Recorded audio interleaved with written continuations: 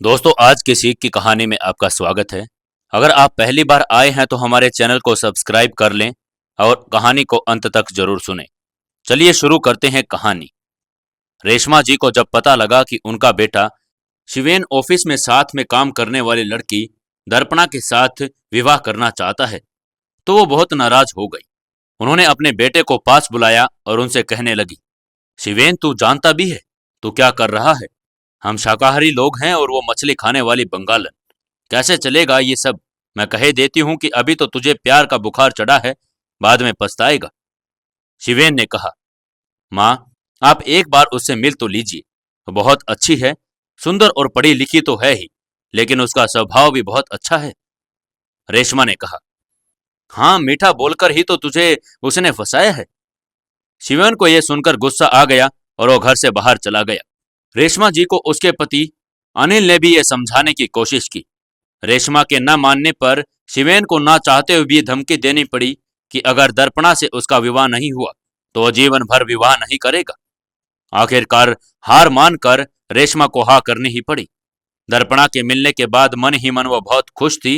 उन्हें अपने बेटे की पसंद पर नाज था, पर ना जाने क्यों वो फिर भी उन्होंने ये सोचा कि दर्पणा को परेशान करके कम से कम एक बार तो गलत साबित करके, शिवेन की नजरों में गलत साबित करके ही रहूंगी।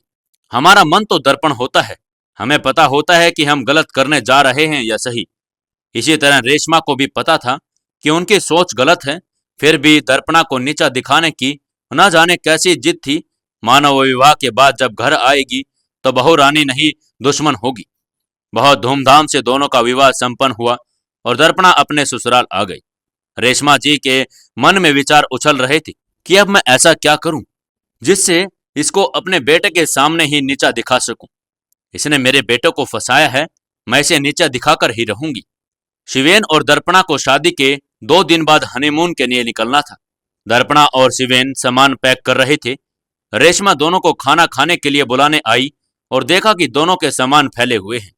दोनों के खाना खाने के बाद जाने के बाद वो दोबारा उनके कमरे में आई और दर्पणा के सबसे महंगा वाला गाउन चुपचाप ब्लेड से काटकर उसे पैक करके अटैची में रख दिया और चली गई।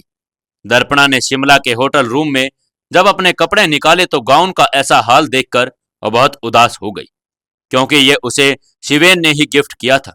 जब ये बात शिवेन को पता लगी तो उसने कहा, कोई बात नहीं डार्लिंग, और ले लेंगे। लेकिन वो सोच में पड़ गया था कि ऐसा किसने किया होगा। उनके वापस आने पर दर्पणा की पहली रसोई थी। दर्पणा ने मूंग दाल का हलवा और पूरी आलू की सब्जी बनाई थी। वो सब कुछ बनाकर रख गई थी और जब सब खाना खाने बैठे तो किसी ने कुछ नहीं कहा, लेकिन सब्जी में नमक बहुत ज्यादा था और हलवा बहुत ज्यादा मीठा था। उसे लगा कि मैं तो सारी चीज सही बनाई थी और टेस्ट भी किया था, फिर ऐसा किसने किया? क्या मम्मी जी ने? नहीं नहीं, वो ऐसा नहीं कर सकती हैं, मुझसे ही गलती हुई होगी। धीरे धीरे समय बीतने लगा और रेशमा जी अपने बड़प्पन को त्यागती हुई ऐसी घटिया हरकतें करती रही।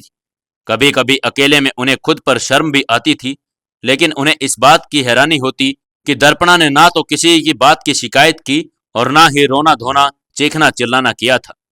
एक दिन तो हद हो गई जब दर्पणा ने आधी रात तक बैठकर अपने ऑफिस के लिए एक बढ़िया सी प्रेजेंटेशन तैयार की और जब सुबह वो नहाकर आई तो लैपटॉप खोलने पर उसने पाया कि प्रेजेंटेशन डिलीट हो चुकी है। उसके तो होश ही उड़ गए।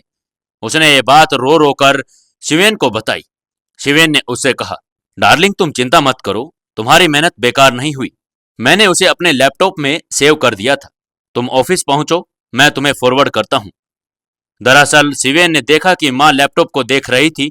तब उसे लगा कि माँ को तो लैपटॉप चलाना ही नहीं आता, वैसे ही देख रही होगी। लेकिन जब दर्पणा की बात सुनी तो उसे सारा माजरा समझ में आ गया। उसने वैसे ही कुछ सोचकर दर्पणा की प्रेजेंटेशन अपने लैपटॉप में सेव कर ली थी। उसकी दूरदर्शिता काम में आ गई थी, लेकिन माँ ऐसा करेगी उसे विश्वास नहीं हो रहा था। फिर एक दिन तो रेशमा जी ने दर्पणा को ऑफिस से वापस आते समय बॉस की कार से उतरते हुए देखा, तो उन्होंने शिवेन के वापस आने पर दर्पणा के चरित्र पर ही सवाल उठाने शुरू कर दिए। शिवेन के कान भरने शुरू कर दिए। दरअसल उन दिनों शिवेन अपने काम के सिलसिले में दिल्ली गया हुआ था। उस दिन तो शिवेन को बहुत गुस्सा आया और उसने अपनी माँ से ही कहा, माँ, बस भी करो, दर्पणा पर लांछन लगाकर आप खुद को क्यों नीचे गिरा रही हो? बॉस ने मुझे खुद कहा था कि मैं दर्पणा को छोड़कर आऊंगा। माँ, आप तो ऐसी न थी। जब से मैंने अपनी पसंद से शादी की है, आपको क्या हो गया है? दर्पणा बहू है और आपकी दुश्मन नहीं। वो आपकी बहुत इज्जत भी करती है। आप खुद को क्यों उसकी नजरों में गिरा रही हैं? ये तो अच्छा हुआ कि वो अभी घर पर नहीं है, वरना क्या सोचती आपके बारे में? इस घटना के बाद रेशमा को उसके पति ने भी खूब लताड़ा। अनिल ने कहा, रेशमा, तुम तो ऐसी न थी। सबसे प्यार करने वाली, सबको सम्मान देने वाली थी तुम। अपनी बहू रानी के मामले में क्या हो गया है तुमको? अरे बच्चों ने अपनी मर्जी से शादी की है तो क्या गुनाह कर दिया? सबका आशीर्वाद लेकर शादी की है, घर से भागकर तो नहीं की ना। दर्पणा इतनी अच्छी है, क्या कमी दिख गई तुम्हें उसमें? रेशमा को आज समझ नहीं आ रहा था कि उसके साथ क्या हो रहा था। सचमुच आज तो रेशमा को अपने ऊपर बहुत शर्मिंदगी महसूस हो रही थी। उसने अपने पति और बेटे से माफी मांगी और दर्पणा के वापस आते ही उससे भी माफी मांगी। दर्पणा हैरान हो रही थी और साथ ही वो बहुत खुश थी कि आज उसकी सास उसकी मां बन गई है। वो एक बहुत ही प्यारी बहू रानी भी बन गई थी। इस तरह से ये फैमिली पूरी हो गई थी। दोस्तों, आपको यह कहानी कैसी लगी? ऐसी ही कहानी सुनने के लिए हमारे चैनल को सब्सक्राइब कर लें। अगर आपको यह कहानी अच्छी लगी है तो अपने फ्रेंड सर्कल में अपने रिश्तेदारों को यह कहानी जरूर भेजें और कमेंट करके जरूर बताएं कि आपको यह कहानी कैसी लगी। और चलते चलते इस वीडियो को लाइक भी करते जाएं।